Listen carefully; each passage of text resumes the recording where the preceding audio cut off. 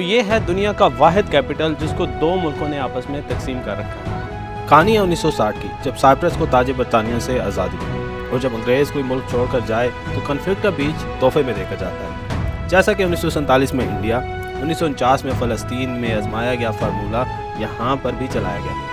نتیجتاً صدیوں سے ایک ساتھ رہتے یونانی اور ترک قبرصیوں میں فساد شروع ہوا، جس کو مزید ہوا دی گریک پیکو نے۔ ترک آبادی کے تحفظ کو جواز بنا کر ترکی نے یہاں پر حملہ کیا اور ناردرن سائڈ پر ایک نئے ملک کو جنم دیا جس کا نام ہے Turkish republic of northern Cyprus. اور بدقسمتی سے اسی ڈویژن میں نکوسیا دو حصوں میں تقسیم ہوا۔